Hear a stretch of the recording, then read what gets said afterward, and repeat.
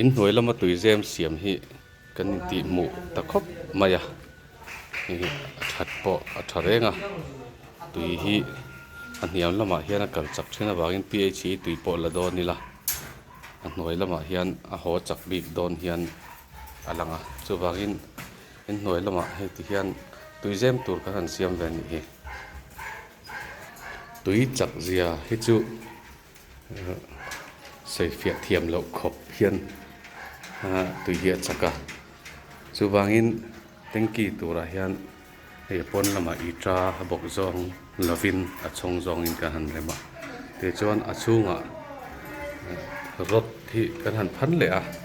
chuan hei hi rot hi layer ni in he kan phana chuan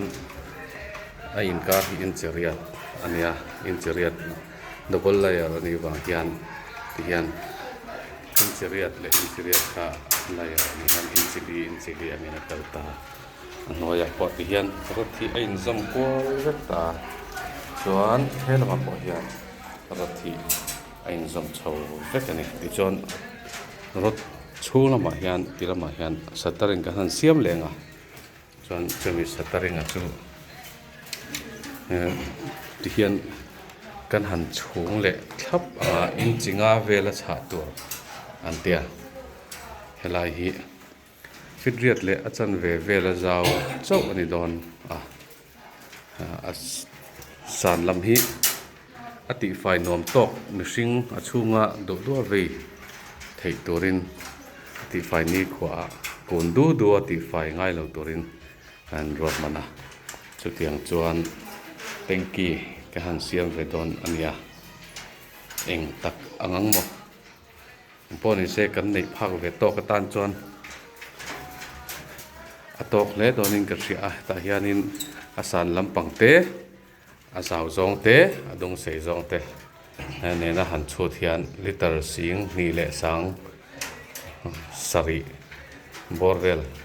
leng tura kan ngaya chung ko tlem tan phe chuanin kan thlani thlathum dai chu ni ve tura ka han ngaya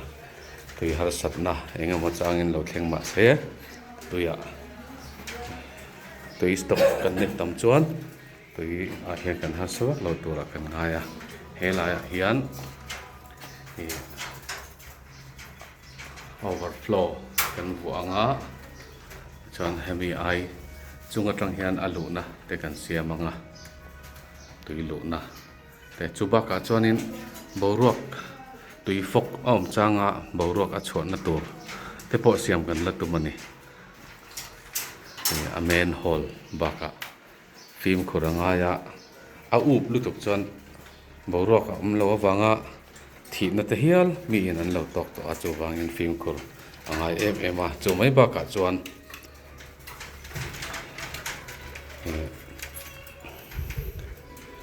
ama hi fok in an wang hian a up lutuk chuan a puak ang ti to po hi a lon ve thawa chu wangin main hall baka hian a ko neu boruak hanin part na tur te po hi ton hnuah chuan siam ngai ta in kan hria film khur thula chu tiang chuan rom hanate kan han nei ve a kan han siam khum huna chuanin engemaw zat chu kan nei ve tur kan ngai ani